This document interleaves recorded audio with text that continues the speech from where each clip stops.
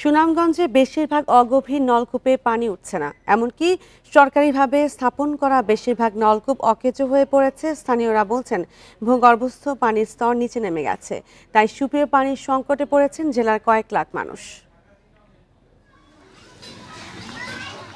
অনাবৃষ্টি, নদীনালা ও খালবিল ভরাট হয়ে যাওয়ায় নিচে নেমে গেছে সুনামগঞ্জের ভূগর্ভস্থ পানির স্তর। এতে শুষ্ক মৌসুমে জেলার সদর, শান্তিগঞ্জ, বিশ্বম্বরপুর, দোয়ারাবাজার, ছাতক, জগন্নাথপুর, ধর্মপাশা ও তাহিরপুরের হস্তচালিত অনেক নলকূপে উঠছে না পানি। আর 22 মাসে কিছু পানি আয় ওইটা কি আমরা 7-8 ঘরের অনেক কষ্ট, মানে অন্য ঘরেন থেকে এনে পানি খাইতে হয়। মানে আমরা শান্তি নাই, আমরা এটা বইয়া দিয়েছি ঠিক, আমরা পানি তো খাইতাম না। ইটাও নষ্ট হইতো, আরো দুইটা ইটাও নষ্ট। স্থানীয়দের অভিযোগ, কয়েকটি প্রকল্পের মাধ্যমে গত 5 বছরে জেলার 12 উপজেলায় 5,000-এর বেশি নলকূপ স্থাপন করে আওয়ামী লীগ সরকার, কিন্তু কারিগরি ত্রুটি ও অনিয়মের কারণে বেশিরভাগ হয়ে পড়েছে অকেজো। এতে সংকট আরও বেড়েছে।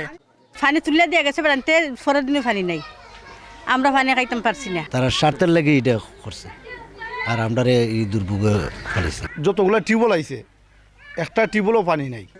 জনস্বাস্থ্য প্রকৌশল অধিদপ্তরের কর্মকর্তা বলছেন, অকেজো হয়ে পড়া নলকূপগুলো শিগগিরই মেরামতের উদ্যোগ নেওয়া হবে।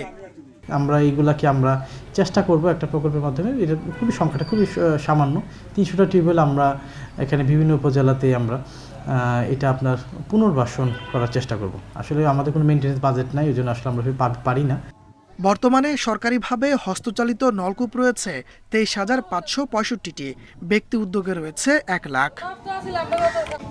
Independent news. আর এই বিষয়ে আজ জানাতে সুনামগঞ্জ থেকে যুক্ত হচ্ছেন সহকর্মী জাকির হোসেন। জাকির, অকেজো নলকূপ মেরামতে পদক্ষেপ নিতে দেরি কেন হচ্ছে, আর সুপেয় পানির সংকট মোকাবেলায় কি ব্যবস্থা নেওয়া হচ্ছে?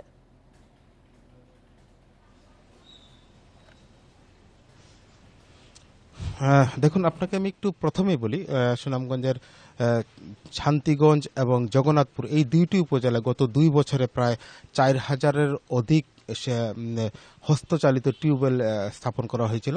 এগুলো সরকারি ব্যয়, অর্থাৎ বিগত সরকারের আমলে সুনামগঞ্জ 3 আসনের যে সংসদ সদস্য রয়েছিল, প্রায় 50 কোটি টাকা ব্যয়ে এই টিউবওয়েলগুলো বরাদ্দ দিয়েছিল।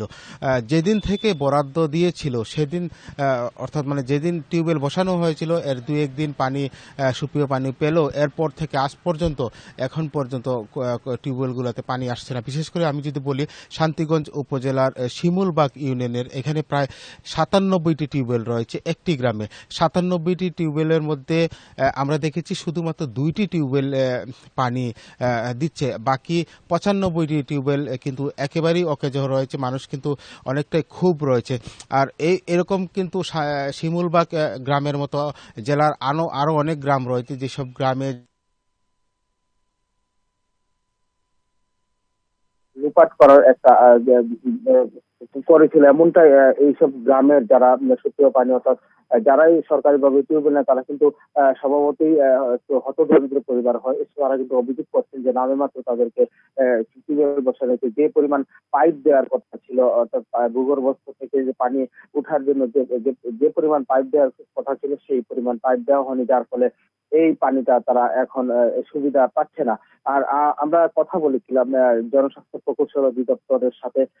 জনস্বাস্থ্য প্রকৌশল অধিদপ্তরের নির্বাহী প্রকৌশলী খালেদুল ইসলাম, তিনি আমাদেরকে জানিয়েছেন যে হস্তচালিত যেসব টিউবওয়েল এখন অকেজো অবস্থা রয়েছে সেই সব টিউবওয়েল গুলা সংস্কার করার ব্যাপারে তাদের কাছে কোনো বরাদ্দ নেই। তবে নতুন করে যে কিছু টিউবওয়েল স্থাপন করা হবে সেই সমস্ত টিউবওয়েল হতদরিদ্রদের মধ্যে দেওয়া হবে। তো স্বাভাবিকভাবে আমরা বলতে পারি এই মুহূর্তে মানুষের মধ্যে সুপেয় পানির খাবার একটা তীব্র সংকট রয়েছে। এই ছিল আমার কাছে সুনামগঞ্জের সুপেয় পানি টিউবওয়েলের সর্বশেষ খবর। সুপেয় পানির সংকটে সুনামগঞ্জবাসী এবং সে বিষয়ে জানাচ্ছিলেন সহকর্মী জাকির হোসেন।